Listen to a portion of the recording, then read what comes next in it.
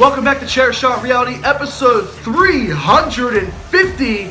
And you've seen this guy for pretty much every single one of them, Josh Eisenberg. Follow me on Twitter at Josh Eisenberg 4. And please check out my NXT review of the evolution of Corey Graves that was published on Thursday. Speaking of NXT, it is now time for NXT in 90. This past Saturday was NXT Takeover San Antonio and the beginning of the glorious era, which will be led by Bobby Roode. I'll get to Roode in just a moment. But how about the rest of the card? Roderick Strong coming in, shall I say it, strong, and picked up a great victory. I love Roderick Strong. I followed him for many, many years in the Indies, heading up the Ring of Honor. He's going to make an impact. Asuka also showing that she is still head and shoulders and not the shampoo above all of the other women in NXT. I think that Asuka needs a competitor in Ember Moon heading into Orlando, but I wouldn't be shocked to see 2, 3, or even 4 women try to take down the giant that has been Asuka.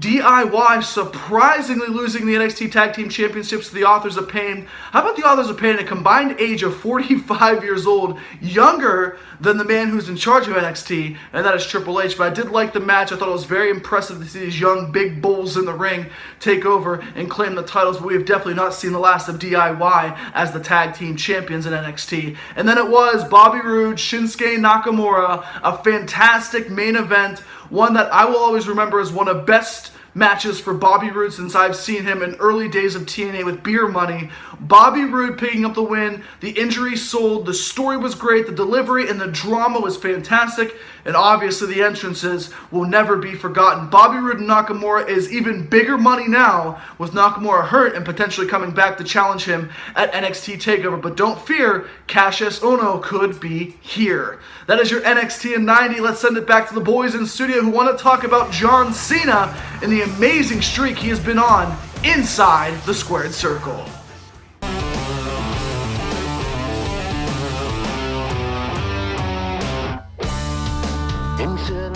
Chair Shot Reality on the road to WrestleMania. It's about time. Road to WrestleMania. And of course, I'm on the road to WrestleMania with American Made Nutrition. You can go to AmericanMadeNutrition.com, use the code LABAR25, get 25% off your supplements, your merch, anything you need. Joe Schmo like me just trying to get a little bit in a better shape, or if you want to try to get Jinder Mahal, like whatever you want to do, go to AmericanMadeNutrition.com. I don't know if they have what Jinder Mahal is using. I don't know what Jinder That's Mahal some magic is. stuff. I don't know. I'm not that educated just yet as my mic falls off. This is episode 350. We're live. All right. We'll do it live. We're still on. We'll do it live. We'll do it live. All right. Actually, I don't think in 350 episodes that's really ever happened too often, so What? there we go. That you've messed up? Out of 350 episodes, that's a big mess up of mine, okay? Out of way more than 350 matches, probably 3,500 matches easily, John Cena might have had his best match ever. Definitely. And I was there live, and I've seen a lot of live wrestling in my life, dating back to like 92, and that was one of the best live professional wrestling matches I've ever seen. I would have to agree with you. I was captivated. I wasn't, of course, there, but I was watching it on the WWE Network. And coming off the Okada-Omega match that everybody's going to try to compare and contrast this stuff with, I put them in their own separate category, and I thought these two guys who've had a chemistry before, who had a great match at SummerSlam, beat that match at SummerSlam and had an even better match. And I was, again, if you asked me last year, oh, well, John Cena's going to win his 16th, it's going to be against AJ, and I would have been like, get this idea out of my head. Everything was fine with it. I think everything was fine. A great build was there with AJ and Cena through the promos, and of course the history that they've had the past 6-8 months. Big fight feel was there. Tie-in history was on the line there. Juice, when Cena won, and I have video of it on my phone, and I tweeted some of it out from ringside. When Cena won, I looked around.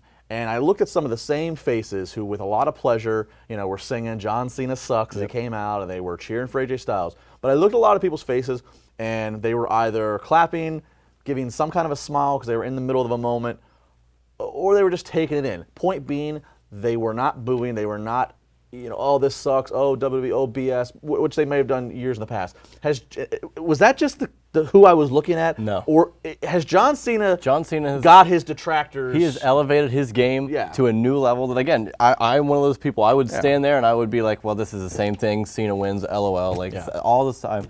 And the guys that they've been putting him with, Kevin Owens is out of nowhere with NXT, and AJ Styles, and he's been clicking with these guys and having actual great matches with them, and it makes you forget that, they were just shoving him down our throats. Yeah. He's not like Roman Reigns now. Roman Reigns is getting what John Cena used to have, and it makes you appreciate when there's good stuff going on like that. Well, and I'm glad you said that. Yeah, and I think who Cena's fault in the last year and a half, again, when Cena was fighting and having good matches with Randy Orton or good matches with The Rock, people didn't get, but now when you put them up against the guys who were the internet who were the studs, these were dream matches before. Exactly. And now when you get them all the time, it's like now. And don't get me wrong, I still think it's great. These people that I'm referring to that I think these detractors that I feel that may have that Cena's earned their respect, they're still going to get a lot of joy at paying their ticket and singing John Cena sucks and booing again. It's part of the. But at the end of the day, it's the John Cena experience. It's the John Cena experience. At the end of the day, whether they want to show it or not, they're clapping and understanding they're watching one of the greatest ever. You seeing them in the moment, saying when they're clapping, and it's just catching them in the moment of, I just saw a great match. I can't believe I just saw this great match, and it had John Cena in it. And after all these years, you never would have expected that to be the case.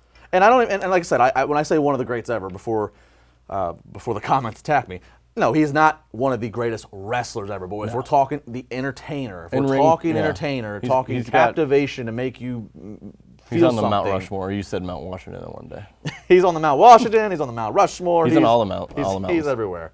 Mount Kilimanjaro. Mount. Yeah, that's JBL. Didn't he climb that? I think he did. I was wondering why that would be in my mind because I'm not really good with the mountains. Right. Yeah, but John Cena's definitely been up there.